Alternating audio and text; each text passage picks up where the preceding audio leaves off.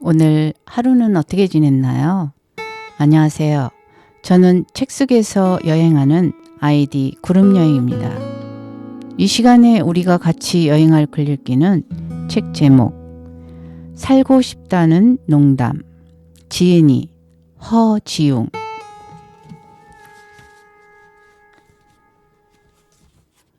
본문을 읽어보겠습니다.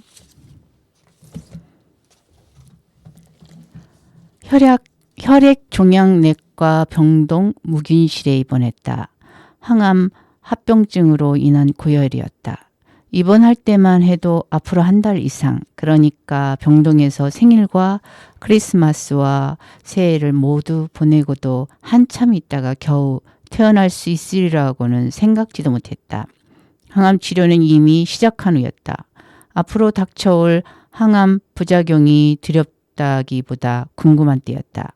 병동에서 나는 이런 호기로운 글을 SNS 계정에 올렸다. 악성 림프종 진단을 받았습니다. 혈액암의 종류라고 합니다. 붓기와 무기력증이 생긴 지 좀 되었는데 미처 큰 병의 징조라고는 생각하지 못했습니다. 확진까지 이르는 요 몇 주 동안 생각이 많았습니다. 그나마 다행인 건 미리 약속된 일정들을 모두 책임지고 마무리할 수 있었다는 점입니다. 마지막 촬영까지 마쳤습니다. 마음이 편해요. 지난주부터 항암 치료를 시작했습니다. 버티는 삶에 관하여에서 말씀드렸듯 저는 함께 버티어 나가자라는 말을 참 좋아합니다. 삶이란 버티어내는 것 외에는 도무지 다른 방도가 없기 때문입니다. 그렇다면 우리 모두 마음속에 끝까지 지키고 싶은 문장 하나씩을 담고 함께 버티어 끝까지 살아냅시다. 이길게요. 고맙습니다. 이길게요의 마지막 모음이 동그랗게 말린 입술 끝에서 아직 완전히 사라지기 전에 나는 벌써 침상 위에서 방금 분명히 잠들었던 것 같은 고양이 마냥 펄떡거리고 있었다. 아팠다. 모르핀도 소용이 없었다. 나는 속으로 비명을 질렀다. 질게요. 질게요. 질게요. 질게요. 질게요. 어찌됐든 내가 얼마나 아팠는지에 관한 이야기 따위를 하려는 건 아니다. 무균실에서 일반 병동으로 옮긴 이후 많은 사람을 보았다. 비참했다. 살 수 있을 것 같은 사람은 단 한 명도 없었다. 하루의 절반 동안 주사를 맞고 있어야 했다. 시퍼렇게 된 양쪽 팔에 더 이상 주사를 맞을 혈관을 찾을 수 없어서 발목과 사타구니를 헤집기 시작했을 때 나는 처음으로 이렇게 살아서 뭐하나 라는 생각을 했다. 그 와중에 유독 내 신경을 긁는 환자가 있었다. 60대 아저씨였다. 입원하던 첫날만 하더라도 저 아저씨가 어디가 아픈 건가 싶을 정도로 시끄러웠다. 쾌활함과 불쾌함의 경계라는 게 있다면 그걸 애써 설명하려 드는 것보다 이 아저씨를 5분 동안 지켜보는 편이 빠를 것이다. 나는 그를 사무실에 무솔리니라고 불렀다. 무솔리니는 한파가 절정에 이른 새벽에도 자기가 더우면 병실에 보일러 전원을 내렸다. 약을 숨기고 내두지 않는다며 간호사에게 욕을 하고 소리를 질렀다. 바닥에 침을 뱉기 일쑤고 식사 시간에 방귀를 뀌었다. 무솔리니가 가래를 모으느라 목을 긁으면 그걸 언제 어디에 뱉으려나 숨을 죽이고 눈을 감았다. 무솔리니는 그걸 바닥에 뱉거나 종종 그냥 삼켰다. 둘 다 싫었다. 무솔리니만 문제가 아니었다. 병실은 도처가 죽음이었다. 내 상태가 좋아질 리 없었다. 이제 겨우 첫 번째 항암이 끝났을 뿐인데 이걸 5번 더 해야 한다는 생각을 하면 아침에 깨고 싶지 않았다.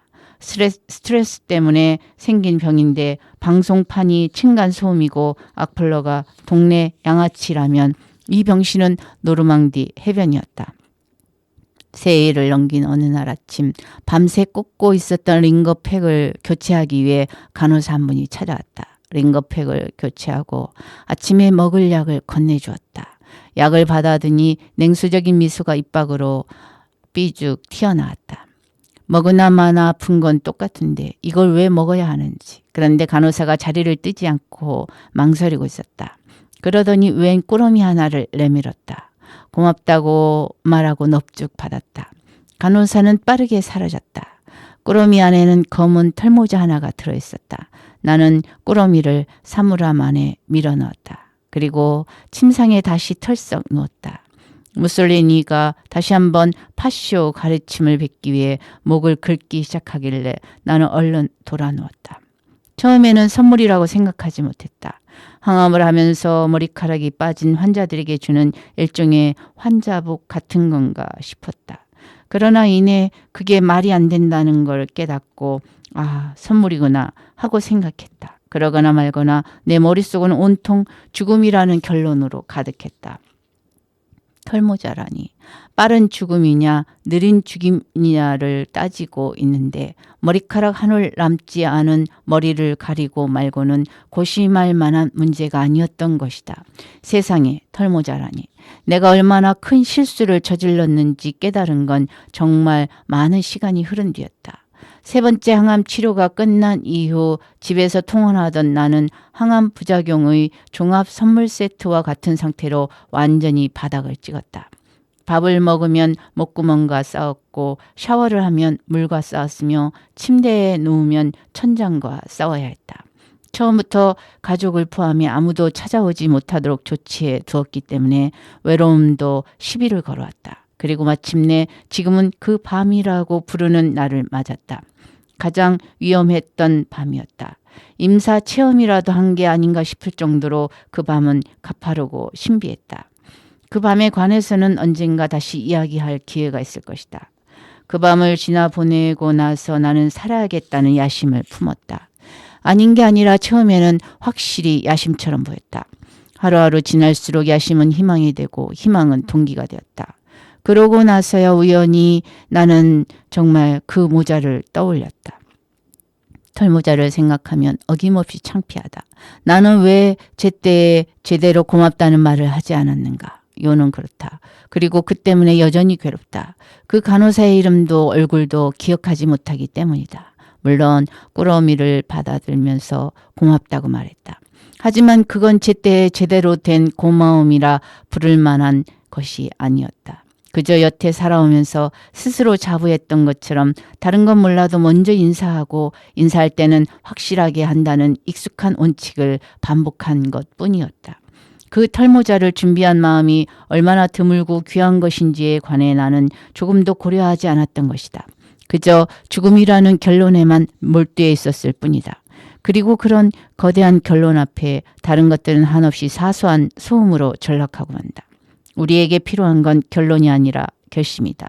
이 말을 소리내어 중얼거리기 시작한 게 그 즈음이었을 것이다. 언젠가 끄적거려 놓고서 이 말에 더 나은 쓰임을 찾을 기회가 있을 것 같아 아껴둔 문장이었다. 이걸 새삼 떠올린 건 내가 쓴 말이 너무 근사해서가 아니다. 스스로 전혀 이해하지 못하면서 그저 떠벌린 말에 지나지 않았다는 게 증명되었기 때문이다. 결론에 사로잡혀 있으면 정말 중요한 것들이 사소해진다. 결론에 매달려 있으면 속과 결이 복잡한 현실을 억지로 단순하게 조작해서 자기 결론에 끼워 맞추게 된다. 세상은 원래 이러저러하다는 거창한 결론에 심취하면 전혀 그와 관계없는 상황들을 마음대로 조각내어 이러저러한 결론에 오려붙인 뒤 보아라. 세상은 이렇게 이러저러하다는 선언에 이르게 되는 것이다. 이와 같은 생각은 정작 소중한 것들을 하찮게 보게 만든다. 이와 같은 생각은 삶을 망친다. 거창한 결론이 삶을 망친다면 사소한 결심들은 동기가 된다. 그리고 그런 사소한 결심들을 잘 지켜내어 성과가 쌓이면 삶을 꾸려나가는 중요한 아이디어가 될 수도 있다. 사실 결론에 집착하는 건 가장 피폐하고 공공하고 끔찍한 상황에 처한 사람들의 가장 훌륭한 안식처이다. 나도 거기 있었기 때문에 확실하게 말할 수 있다.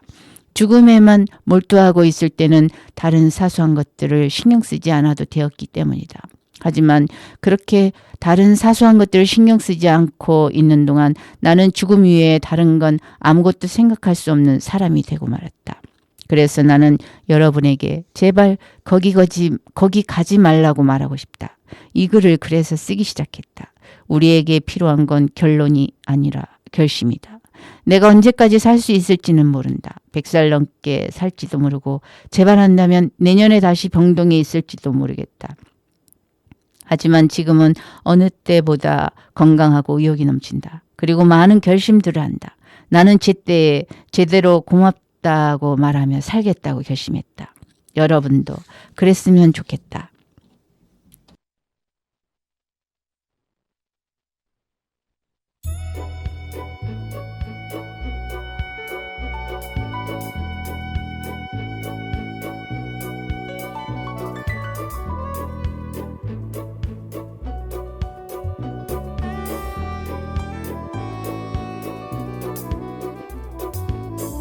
I don't drink coffee, I take tea, my dear. I like my toast done on one side. You can hear it in my accent when I talk. I'm an Englishman in New York. You see me walking down Fifth Avenue, a walking cane here at my side. Take it everywhere I walk. I'm an Englishman in New York. Whoa, I'm an alien. I'm a legal alien. I'm an Englishman in New York. Whoa, I'm an alien. I'm a legal alien. I'm an Englishman in New York.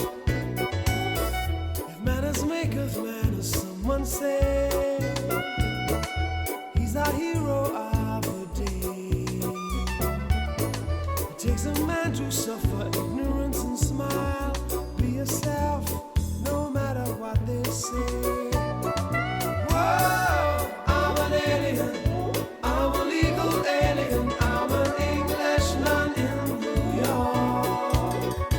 Whoa, I'm an alien. I'm a legal alien. I'm an Englishman in New York. Modesty, propriety can lead to notoriety. You couldn't bypass the only one. Gentleness, sobriety, rare in this society. And light a candles brighter than the sun.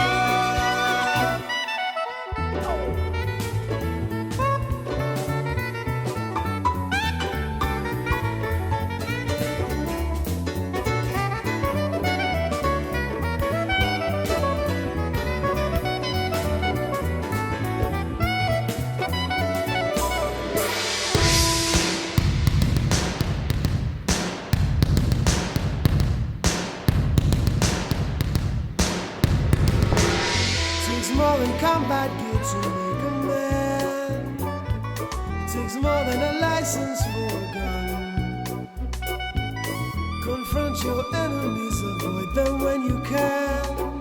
A gentleman will walk but never run. The manners make of manners, someone say. He's our hero of the day. It takes a man to suffer ignorance and smile. Be yourself, no matter what they say. Be yourself, no matter what they say. Be yourself, no matter what they say.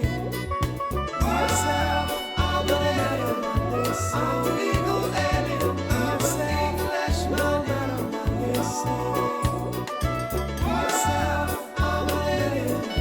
I'm a legal alien. I'm an Englishman, no matter what they say. Be yourself, I'm an alien. I'm a legal alien. I'm an Englishman, no matter what they say. Be yourself, I'm an alien. I'm a legal alien. Be yourself, no matter what they say.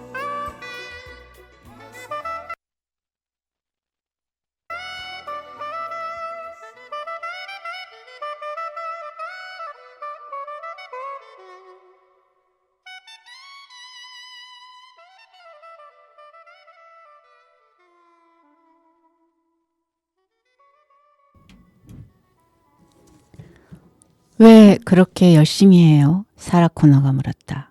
사라 코너는 우리 요가 선생님이다. 속으로 그렇게 부른다. 동작을 제대로 따라하지 못하면 터미네이터 시리즈의 사라 코너처럼 한 손으로 레밍턴을 장전하고 다른 손으로 뼈를 부러뜨릴 것 같기 때문이다. 나는 잠시 멍해졌다. 대답이 준비되어 있지 않았다. 반에서 제일 못하는데 성실하기라도 해야죠 라고 얼버무렸다. 너무 애를 쓰는 것도 좋지 않습니다. 즐기면서 해야지 오래 할 수 있어요. 나는 고개를 끄덕였다. 요가를 할 때 내 표정을 스스로 본 적이 없지만 아무래도 앞에서 보면 가관인 모양이다. 베리트의 알 같을 거다. 며칠이 지나도 질문이 머리를 떠나지 않았다. 나는 왜 요가를 열심히 하는 걸까? 아닌 게 아니라 열심히 하고 있는 건 사실이다. 아무리 덜 떨어져도 성실하게만 하면 중간은 갈 거라고 생각했다. 지금 생각으로는 중간만큼은 할 수 있다면 영혼이라도 팔겠다. 뭐든지 중간만큼 하는 게 가장 어려운 법이다. 한동안은 하루도 빼놓지 않고 수련했다. 지금도 일 때문에 시간을 타협할 수 없는 하루 정도를 제외하면 일주일이 요가를 중심으로 돌아간다. 그렇게 4개월째다. 그러거나 말거나 여전한 요린이다. 다치기도 많이 다쳤다. 무릎과 발등이 까지고 고관절에 붙어있는 근육에 매번 무리가 와 절룩거렸다. 아슈탕가가 아무리 전투 요가라지만 발가락이 벗겨지고 피가 나서 밴드를 감다가 미라 같은 몰골로 엎드려 땀을 뚝뚝 흘리고 있으면 이러다 병원에 돌아가는 게 아닌가 겁이 났다. 그러면 한 주 내내 슬럼프다. 상처가 벌어질까 봐 동작이 엉망이고 기분도 우울하다. 앞 동작까지 제대로 했는데 다치는 게 무서워서 다음 동작을 대충 뭉개는 순간 사라 코너와 눈이 마주치면 마음이 참담하다. 무엇보다 모멸감이 든다. 성실하지 않은 사람이 된 것 같다. 왜 세계는 우리가 실수할 때만 주목하는가? 그래도 상처가 좀 나으면 그 다음 한 주는 꽤 괜찮다. 전에는 흉내도 내지 못했던 동작을 하나씩 잘하게 된다. 안 되던 동작을 하나 완성하면 그날은 세상이 아름답다. 평생 직장에서 집에서 글을 쓰고 살아왔다. 그와 같은 패턴으로 20년 가까이 살았으면서도 관절이 자유자재로 꺾이는 분들에게는 죄송한 말씀이지만 나는 숙명과도 같은 일자 허리와 거북목을 가지게 되었다. 허벅지의 뒤쪽 근육인 햄스트링이 마지막으로 길게 늘어나 있었던 먼 옛날 나는 유단자였다. 그러나 지금은 너무 짧아져서 햄스트링도 단증도 모두 잃어버린 기분이다. 도무지 일자로 펴지지를 않는다. 20대 때는 선임병들이 배수로로 끌고 가서 양쪽 다리를 잡고 찢었다. 지금 그렇게 하면 몸이 양쪽으로 찢어질 거다. 운동을 쉰 적은 한 번도 없다. 하지만 늘 무게와 다투는 운동만 했다. 집안 내력 같은 거다. 다들 웨이트 트레이닝에 관심이 많다. 병과 싸우기 직전까지도 벤치프레스, 데드리프트, 스쿼트 무게를 합한 3대 평점은 언제나 준수했다. 스코어를 따지는 운동이 아닌 웨이트 트레이닝에서 3대 몇 킬로그램을 들 수 있느냐를 겨루는 건 자존심과 긍지의 문제다. 항암 치료 도중 고열로 묵인실에 갇혔던 것도 집에서 혼자 덤벨을 들다가 긁혀서 다쳤기 때문이었다. 치료가 끝나자마자 달려간 곳도 헬스장이었다. 그런 내가 세상 마지막 날까지 결코 하지 않을 운동이 단 하나 있다면 그건 요가였다. 아무래도 요가는 너무 뭐랄까 지나치게 정적으로 보였다. 여자만의 전유물처럼 보였다. 문 앞에 개와 남자는 출입 금지라고 쓰여 있을 것만 같았다. 무엇보다 유연해야 할 수 있는 운동이었다. 유연하지 않은 몸으로 40년 넘게 살아가는 사람의 삶이란 유연하지 않아도 사는데 아무런 문제가 없다는 끊임없는 자기 확신을 기반으로 기능하기 마련이다. 유연하지 않아도 사는데 아무런 문제가 없는데 내가 왜 요가를 하나? 병이 다 나으면 하고 싶은 게 많았는데 아마 산티아고 순례길을 10번 걷고 나면 요가를 했을까? 잘 모르겠다. 요가란 내게 의도하지 않은 사건이었다. 처음에는 아는 형이 같이 가자고 지겹게 졸라대서 구경이나 해볼까 싶어 따라갔다가 거기 아는 동생까지부터 엉겁결에 셋이 함께 등록했다. 뭐가 무슨 수업인지도 모르고 그냥 아무거나 선택했다. 그 아무거나가 아슈탕가였다. 힘들어봤자 다리나 조금 찢고 말겠지. 그리고 그날 나는 내가 지난 몇 년간 흘린 땀을 합친 것보다 훨씬 더 많은 땀을 1시간 만에 줄줄 쏟아내고는 발 뒤꿈치까지 탈탈 털려서 침대 위에 꼬꾸라졌다. 자는 내내 세상이 탈수기처럼 들어갔다. 얼마 지나지 않아 형과 동생은 사라졌다. 나만 남았다. 누군가가 믿을만하고 성실한 사람인가 확인해 보려면 같이 요가를 해라. 다른 요가는 경험을 해보지 않아 모르겠지만 일단 아슈탕가는 전혀 정적이지 않았다. 전투 요가라는 말도 지금이야 웃으면서 할 수 있는 이야기지 처음에는 다들 미친 것 같았다. 여자만의 전유물도 아니었다. 그래도 10명 중에 1명 정도는 남자였다. 사실 마돈나의 할리우드 요가가 유행하기 전까지 요가가 여자만 하는 운동이라는 선입견은 존재하지 않았다. 부처님도 아직 시다르타였던 시절 깨달음에 이르는 방법을 바꾸기 위해 집단을 떠나기 전까지는 배와 등 가죽이 붙어있는 요가 수행자였다. 아슈탕가는 요가 중에서도 유서가 깊고 체계가 과학적이다. 그래서 엄격하다. 땀 닦느라 동작에 집중을 못했더니 사라쿠나가 발로 내 손에 들려있던 수건을 낚아채 바닥에 내동댕이 쳤다. 오, 신이시여. 다른 선생님들 말씀으로는 우리 사라쿠나가 아슈탕가 선생님 중에 비교적 온화한 편이라고 한다. 다른 선생님들은 발로 아랫배라도 걷어차는 모양이다. 아무튼 우리 선생님 이 글을 보신다면 사랑합니다. 처음 한 달은 오기로 버텼다. 자존심이 8알이었던 것 같다. 다른 2명도 그만뒀는데 나까지 사라지면 얼마나 꼴사 나올지 상상만 해도 끔찍했다. 수업 시간도 일반인 클래스가 아닌 요가 선생님들이 수행하는 시간으로 옮겼다. 잘하는 사람들 주변에 있으면 눈꽃만큼이라도 더 잘할 수 있겠지 싶었다. 하지만 자존심으로만 버티기에 아슈탕가는 너무 큰 고난이었다. 계기가 된 건 역시나 되지 않는 동작이 되면서부터였다. 성실하게 하면 반드시 된다. 웨이트 트레이닝과 같다. 몸은 거짓말을 하지 않는다.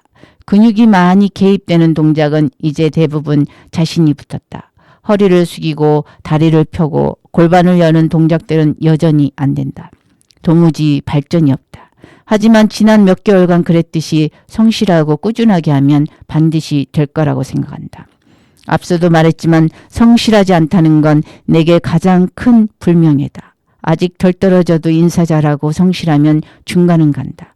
정작 어릴 때 들었을 때는 중요하지 않다고 생각했다가 삶을 통해 신뢰하게 된 명제다. 대개 인사성과 성실함은 관료적이고 수직적인 사회에서나 빛을 발하는 덕목으로 평가받는다. 하지만 그건 가장 끔찍한 오해들 가운데 하나다. 가진 것이 없을 때 저 2가지는 가장 믿을 만한 칼과 방패가 된다. 타인을 가늠하는데도 나를 무장하는데도 좋은 요령이다. 살면서 성실하게 노력한 만큼 공정하게 돌려받는 경험이라고는 몸을 쓰는 일밖에 없었다. 그 외에는 노력한 것보다 결과가 훨씬 더 좋거나 나빴다.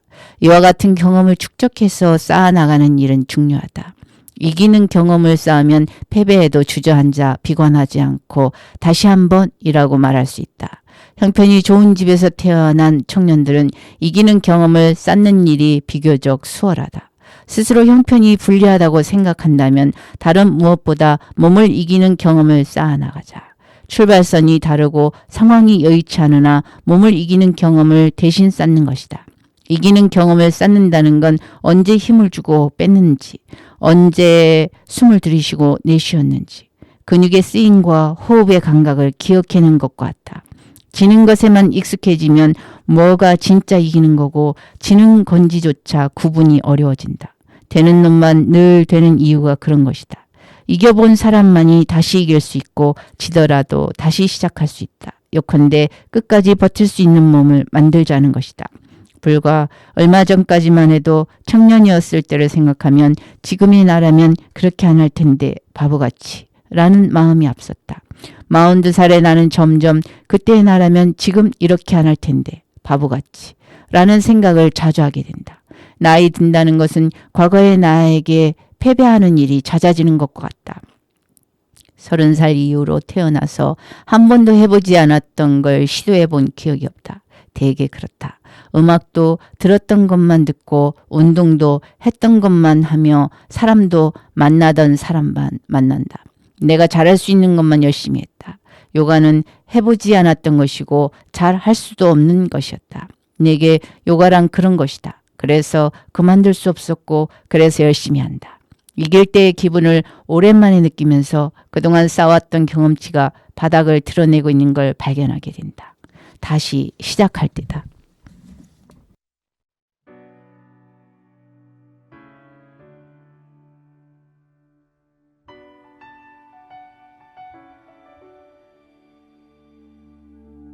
I am not a stranger to the dark. Hide away, they say, 'cause we don't want your broken parts. I've learned to be ashamed of all my scars. Run away, they say, no one will love you as you are. But I won't let them break me down to dust. I know that there's a place for us, for we are glorious. When the sharpest words wanna cut me down, I'm gonna send the blood, gonna drown them out. I am brave, I am bruised, I am who I'm meant to be. This is me.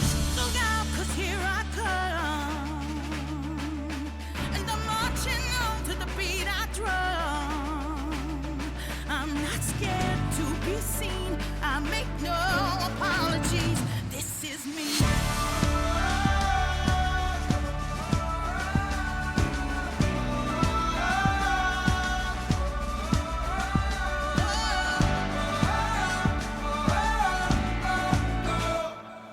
Another round of bullets hits my skin. Well, fire away, 'cause today I won't let the shame sink in. We are bursting through the barricades and reaching for the sun. That's what we become. I won't let them break me down to dust. I know that there's a place for us. Oh, we are glorious.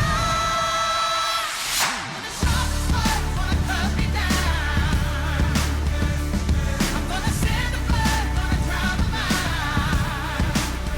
I am brave, I am bruised, I am who I'm meant to be. This is me. Look out, 'cause here I come, and I'm marching on to the beat I drum. I'm not scared to be seen, I make no apologies. This is me.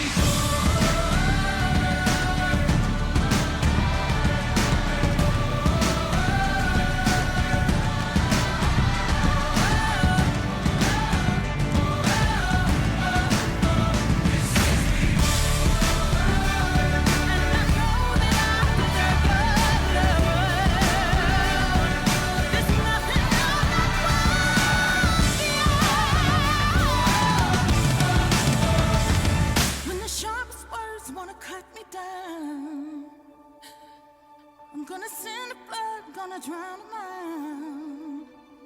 This is brave, this is bruised, this is who I'm meant to be. This is me.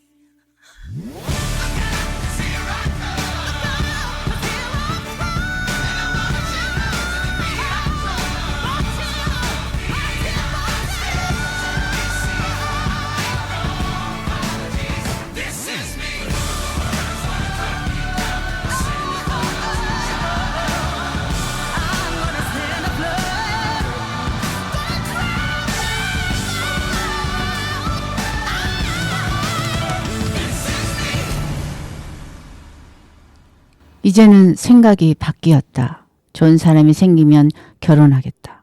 그렇게 친구들에게 이야기했다. 돌아온 답변들은 예상 밖이었다. 여자도 그렇고 남자도 그랬다. 좋은 변화라고 보는 사람은 없었다. 남자든 여자든 결혼은 무조건 내 손해라고 여기는 게 요즘 추세인 건 알고 있었다. 그렇다고 이렇게까지 격렬하게 반대할 줄은 몰랐다. 표정들을 읽어보았다. 흡사 독립선언문을 낭독하는 미국 건국의 아버지들 같은 눈빛을 보고 하려던 말을 그냥 삼켰다. 긴 머리의 여자 벤자민 프랭클린이 한마디 덧붙였다.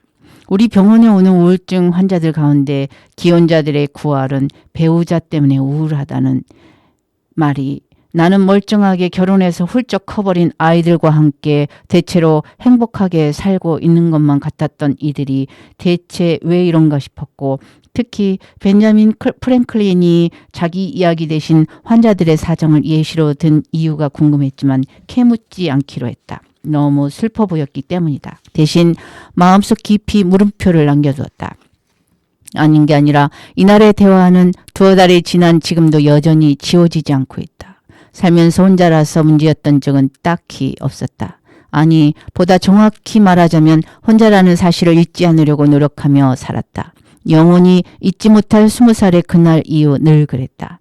나라는 사람의 정체성은 그날 만들어졌다. 서울에서 혼자 대학교에 다니면서 하루 3개의 아르바이트를 하는 게 너무 고되었다. 방학이 되면 스키를 타러 가는 친구들을 보면서 가정을 책임지지 못한 건 부모의 사정인데 왜 내가 등록금부터 집세며 생활비 모두를 혼자 다 감당해야 하는지 알 수 없었다. 술만 마시면 고시원 바닥을 뒹굴면서 애꿎은 바닥을 주먹으로 내리쳤다. 도무지 분노를 주체할 방법이 없었다. 자존심을 이기고 술기운을 빌어 아버지에게 전화를 걸었다.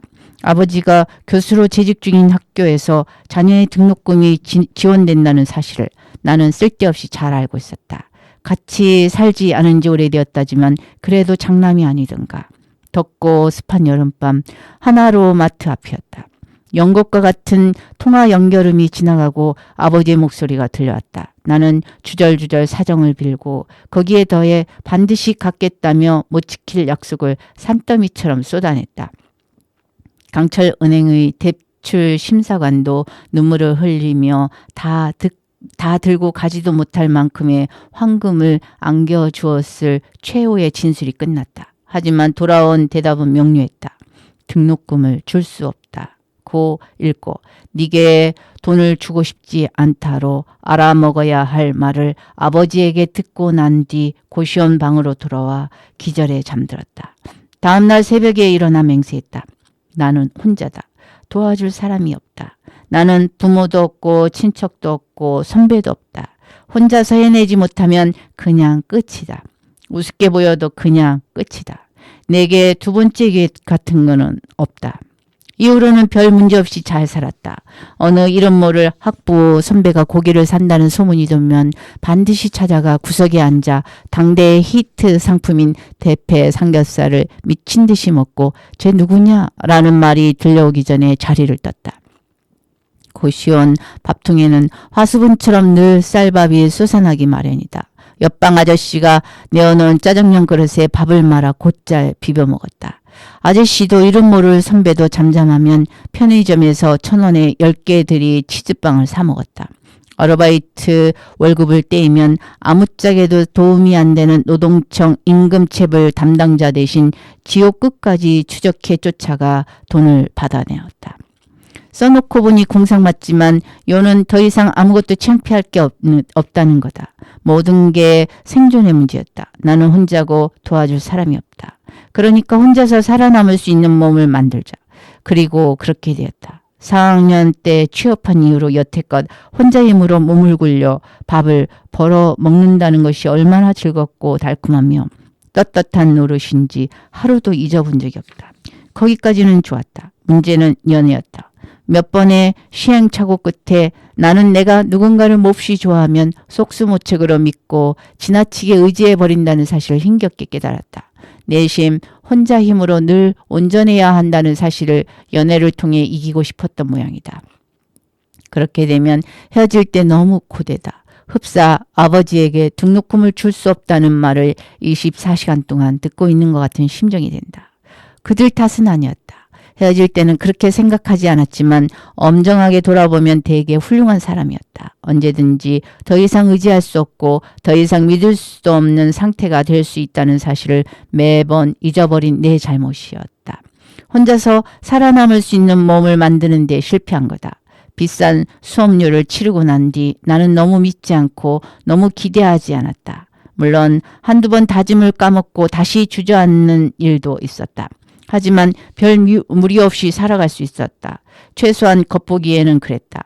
30대 후반의 어느 날 나는 연애를 더 이상 하지 말아야겠다는 생각을 하게 되었다. 혼자서 살아남을 수 있는 몸을 유지하기 위해 상처받지 않을 수 있는 연애를 하기 위해 나와 너 사이의 거리를 너무 벌려놓았다. 끊임없이 상대에게 상처를 주고 있다는 사실을 깨달았기 때문이다. 너무 믿지 않고 너무 기대하지 않으면서 누군가를 사랑할 수 있다는 건 그럴싸한 말장난이다. 그걸 대체 연애라고 부를 수 있는지조차 모르겠다. 지난 몇 년간의 연애가 공허하게만 느껴졌다. 완벽한 실패였다. 사람과 사람 사이에는 적정한 거리감이라는 게 필요하다. 누군가에게는 열보가 필요하고 누군가에게는 반보가 필요하다. 그보다 더하거나 덜하면 둘 사이를 잇는 다리가 붕괴된다. 인간 관계란 그 거리감을 셈하는 일이다. 이 거리감에 대해 생각하면 나는 늘 전자기력을 떠올린다. 세상에는 인력과 강력, 양력, 그리고 전자기력 이렇게 네 가지 힘이 존재한다. 그 가운데 내 손이 키보드를 그냥 통과하지 않고 누를 수 있는 건 전자기력 때문이다. 전자기력은 나를 나라는 형태로 존재할 수 있게 만든다. 이를테면 고슴도치의 가시길이나 에반겔리온의 AT 필트처럼 내가 나라는 형태를 유지할 수 있는 최소한의 거리인 것이다. 너무 외롭다고 해서 아예 걷어버리면 나라는 형태가 허물어진다. 반대로 타인이 너무 두려워 보호막으로 두텁게 에워싸면 속절없이 너무 멀어져 버린다. 요컨대 타인과의 거리라는 것은 바로 나의 보호막과 너의 보호막의 두께를 어림잡아 더하는 일이다.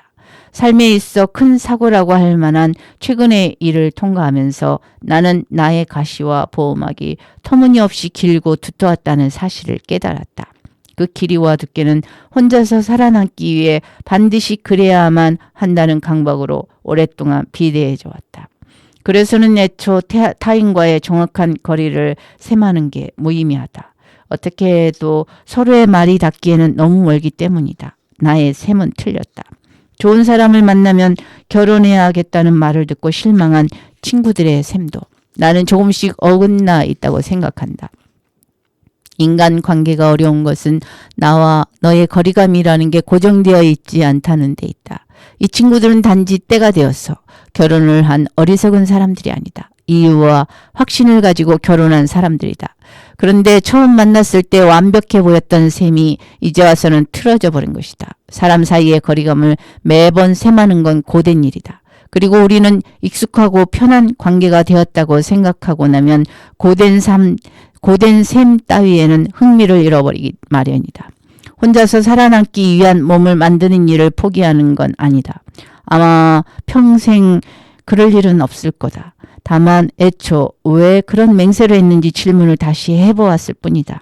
그건 버티기 위해서다. 끝까지 버틸 수 있는 사람이 되기 위해 혼자서 살아남기 위해 몸을 만들어야 했다.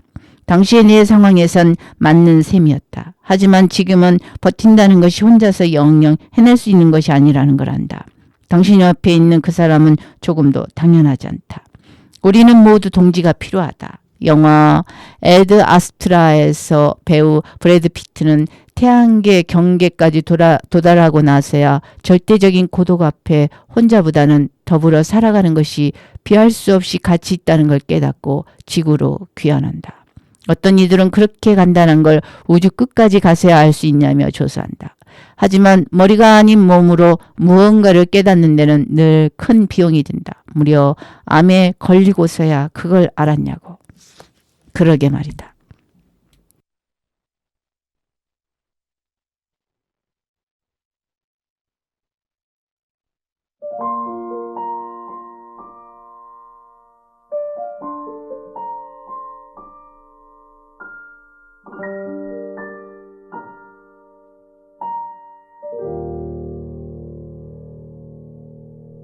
마마 왜 내 심장은 가짜야 나는 왜 찢겨도 붉은빛 하나 나지 않는 가짜야 다들 물어본다고요 너도 겨울을 아냐고 마른 가지 같은 손가락이 왜 슬픈 줄 아냐고. 그럼 당연히 알지 왜 몰라. 그 잔가지 위에 업힌 나의 새. 그럼 당연히 알지 왜 몰라. 그 잔가지 위에 업힌 나의 새.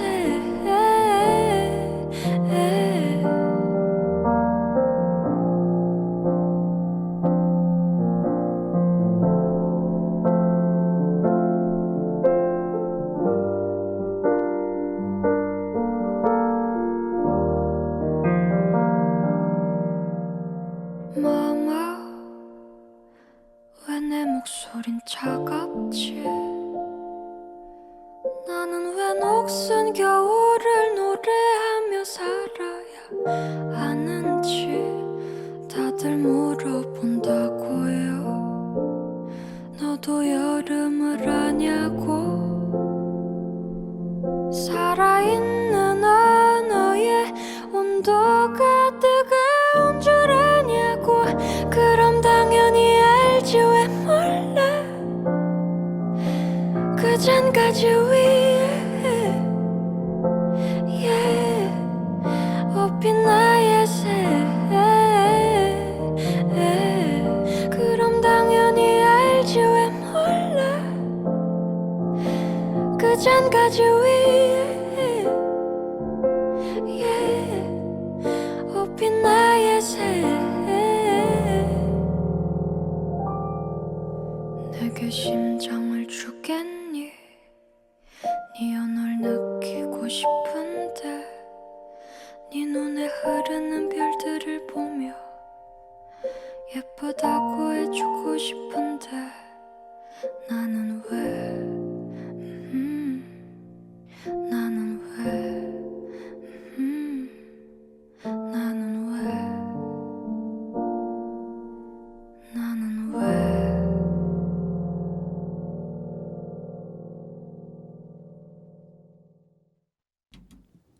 누군가 내게 질문을 해왔다.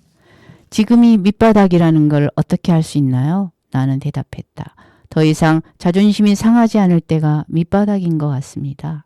거기 이르고 나면 여기서 더 망해봤자 크게 달라질 것도 없으니 생존을 위해 어떤 노력이라도 할 수 있는 몸 상태가 됩니다. 배고픈 건 주워 먹으면 되고 기분 나쁜 건 내가 못났으니까 하고 넘기면 됩니다. 어떻게든 살아야 하니까 뭐든 할 수 있고 또 뭐든 최선을 다해 열심히 할 수 있습니다. 진짜 문제는 그렇게 삶이 알려준 값비싼 교훈이 영원히 지속되지 않는다는 데 있다. 바닥을 찍고 고비를 지나 안정을 되찾게 되면 우리는 매번 처음으로 돌아가게 된다. 머리로 알더라도 행동이 따라주지 않는다. 입으로는 말할 수 있어도 정작 나 자신에게 적용하기 점점 어려워진다. 바닥에서 깨달았던 것들은 삶으로부터 얻을 수 있는 가장 소중한 자산이다. 그럼에도 그게 언제 그랬냐는 듯 남의 이야기처럼 들리거나 잘 기억나지 않는다. 가장 중요한 것들을 까먹는 것이다. 그렇게 삶은 계속되고 우리는 실수를 반복한다. 지난 보름 내내 내가 그런 상태였다. 애초 들을 마음이 없는 사람들을 상대로 대화를 하려 노력했다. 진심을 다해 이야기하면 반드시 소통할 수 있다는 망상에 빠졌다. 그렇게 해야 뭔가를 바꿀 수 있는데 라며 마음을 쥐어짰다. 기만이었다. 애초 아무것도 바꿀 수 없다는 걸 모르지 않았다. 지난 10수년 동안 몇 번이고 되풀이해서 배웠던 교훈이다. 아무것도 바꿀 수 없다는 것을 말이다. 그래서 투병 후에는 비평도 그만두고 사회적인 어떤 발언도 노력도 하지 않기로 한 뒤 내 주변의 삶을 글로 담는 작업과 청년들이 나 같은 20대를 보내지 않게 만드는 문제에만 집중했다. 그런데 찰나의 순간 흔들렸다. 그리고 다시 한번 바꿀 수 있다고 생각했다. 도움이 될 수 있으리라고 생각했다. 서로 완전히 다른 생각을 가진 사람과 사람을 이어주는 것이 건강을 되찾은 내 소명이라고 생각했다. 오만이었다. 설상가상 오랫동안 신뢰했던 사람이 생각지도 못한 방향에서 뒤통수를 치고 나섰다. 결국 건강만 나빠졌다. 나는 솔직히 사는 게 지긋지긋하다. 재발을 두려워하고 있는 건지 기다리고 있는 건지 구분이 되지 않는다. 환멸이 느껴지고 짜증이 나고 화가 난다. 세상의 추악한 것들로부터 가장자리로 밀려나 끝없이 추락하고 있는 사람들에게 나는 살 가치가 있나요? 라는 질문을 하루 수십 개씩 받으면서 거기에 대고 가치가 있습니다. 라고 대답하는 나 자신이 역겹다. 원고 마감일은 이미 며칠 전에 지났고 한 글자도 쓰지 못했다. 그래서 나는 이 책을 다시 읽기로 했다. 걱정할 필요가 없다. 어쩌면 이건 그냥 사랑 이야기다. 내게에서 니체의 가장 중요한 아이디어는 단연 운명의 아모르 파티와 영원 회귀다. 권력 의지는 여기서 다루지 않는다. 두 개념은 서로 다른 저서에 등장한다. 하지만 결국 따로 떨어뜨려 이해할 수 없다. 운명애와 영원한 회귀는 하나다. 네 운명을 사랑하라. 는 지상 명령과 동일한 것의 영원한 반복이라는 개념이 어떻게 이어져 있다는 건지 말하려면 일단 애처롭고 창피하고 치졸하기 짝이 없는 이체의 사랑 이야기부터 해야만 한다. 이체와 그의 친구 레, 그들이 사랑했던 루살롬의 이야기다. 니체는 문헌학계의 스타로 출발했지만 철학자로 변모한 뒤 주로 멸시와 조롱을 받게 된다. 초기 철학은 대부분 쇼펜하우어로부터 영향받은 것이다. 쇼펜하우어에게 삶은 고통이다. 빠져나올 방법이 없는 고통이다. 칸트가 물 자체라 불렀고 쇼펜하우어가 의지라 불렀던 세계의 진실에 닿기 위해 쇼펜하우어는 해탈을 요구했다. 말이 길지만 한마디로 어렵다는 이야기다. 더 짧게 말하자면 우린 안 될 거야 라는 거다. 니체는 쇼펜하우어와 바그너 또한 쇼펜하우어 덕후였다. 쇼펜하우어와 바그너를 열렬히 사랑했음에도 불구하고 내심 염세주의를 혐오했다. 그는 이를 극복할 방법을 고심하는 중이었다. 그러던 어느 날 지옥과도 같은 사랑의 운명이 니체를 습격했다. 파울 레는 러시아에서 온 당대의 걸출한 여성 루 살로메에게 청혼을 했다가 거절당했다. 다만 살로메는 여지를 주었는데 남자 2명과 여자 1명으로 이루어진 지적 동거는 허락할 수 있다는 것이었다. 거의 동시에 레는 친구이자 철학적 스승인 니체를 떠올렸다. 레는 니체 정도라면 연적으로서 얼마든지 그를 능가할 수 있다고 생각했던 것 같다. 그렇게 레는 니체에게 살로메를 소개했다. 니체는 평생 고독과 싸웠다. 당시 그는 아무에게나 충동적으로 청혼을 했다. 공식적으로 기록된 것만 2번이다. 상습 청혼자 니체는 살로메를 보자마자 말했다. 어느 별에서 떨어졌길래 우리는 이곳에서 만난 걸까요? 살로메가 답했다. 어찌됐든 나는 쭈리에서 왔다. 니체는 살로메와 많은 시간을 함께하면서 도무지 어찌할 수 없는 무시무시한 사랑에 빠졌다. 그는 살로메에게 2번 청혼하고 2번 거절당했다. 그러고 나서야 3인 동거 계획에 거의 겨우 동의했다. 니체는 살로메에게서 삶의 모든 영역을 함께 나눌 수 있는 동지로서의 가능성을 보았다. 그는 살로메와 타우텐부르크의 휴양지에서 즐거운 시간을 보냈다. 아마도 그의 삶을 통틀어 가장 완벽하고 아름다운 시절이었다. 그러나 레가 기다리고 있었다. 세 사람은 의기투합한 대로 결국 라이프치히에서 3인 동거 계획을 실행한다. 살로메는 니체를 사상가로 좋아했지만 남자로서는 아니었다. 니체가 바보가 아닌 이상 그걸 몰랐을 리 없다고 생각했다. 어찌됐든 니체는 그렇게라도 함께하고 싶었던 것이다. 나는 그 선택이 참 처량하다. 한 달이 지냈다. 레와 살로메가 파리에서 동거를 이어나가자는 제의를 한다. 그리고 필요한 것들을 준비하기 위해 2 사람이 먼저 출발하겠다고 주장한다. 니체는 홀로 남았다. 그리고 살로메와 함께할 파리의 숙소를 수소문했다. 시간이 흘렀다. 이것들이 왜 연락이 없지? 니체는 조금씩 두려워졌다. 그리고 다시 시간이 흘렀다. 연락은 오지 않았다. 니체는 버려졌다. 그들은 평생 다시 만나지 못했다. 니체는 이후 우울증과 불면증 그리고 아편에 빠져 2번 죽을 뻔한다. 니체가 이 기간 동안 친구 레에게 보낸 편지를 보면 명치가 쩌린다. 회의했다가 욕을 했다가 살로메를 저주했다가 모두를 용서했다가 다시 화를 냈다가 도대체 왜 그랬냐고 울부짖는다. 레는 이후 끝내 살로메가 자신을 선택하지 않고 다른 남자와 결혼하자 벼랑간 의학을 배워 가난한 사람들을 치료하는 의사가 된다. 그리고 니체가 세상을 떠난 지 1년 후에 자살한다. 살로메는 니체가 죽고 나서 유명해지자 니체에 관한 글을 써서 책을 낸다. 그녀를 욕할 이유는 되지 않는다. 루 살로메는 돌처럼 단단하고 새처럼 자유로운 인간이었다. 니체는 이 지옥 같은 시간에 참혹한 밑바닥으로부터 광인처럼 기어올라와 기어이 필생의 저작을 완성해낸다. 자라투스트라는 이렇게 말했다는 그렇게 쓰였다. 우리 모두 끔찍한 배신에 관련된 기억이 있을 것이다. 고통을 계량화하려는 모든 노력이 부질없듯이 우리가 니체가 우리만큼 괴로웠을지는 알 수 없으나 그가 겪은 고통의 색깔이 어떤 것일지는 공감할 수 있으리라. 니체는 삶이 그를 완벽하게 배신했을 때 대체 무슨 생각을 했던 것일까?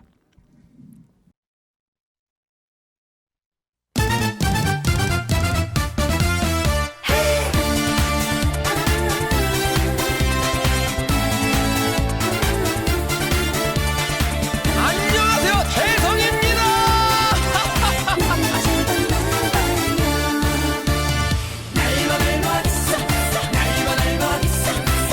날봐 지금 당장 날봐요.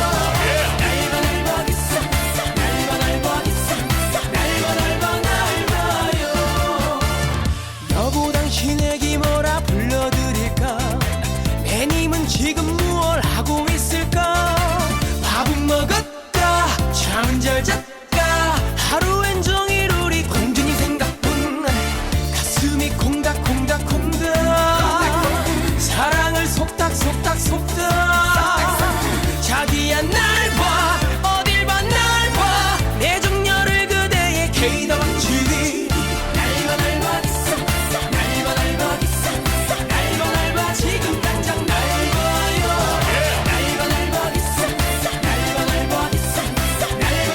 날봐요.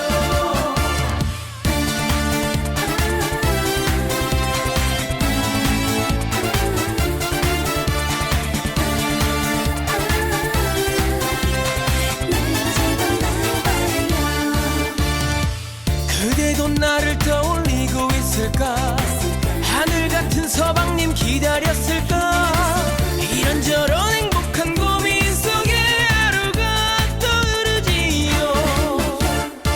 눈물이 주르르르르르, 콧물이 후루루루루루루.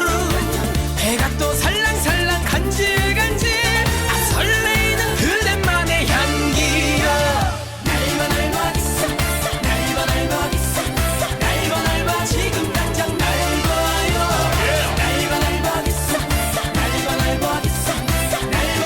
날봐요. 너무 예뻐, 정말 귀여워. You're so sexy. 안개 물어주고 싶어. 한평생 다가도록 당신과 살고 싶어. 내 청춘을 oh baby. 날봐 잘봐 이 몸짓을. 날봐 지금 당장 날봐요.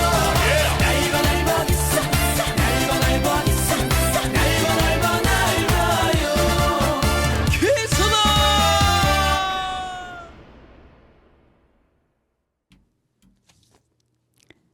책 제목 살고 싶다는 농담. 지은이, 허지용. 오늘 글읽기 여행은 어땠나요?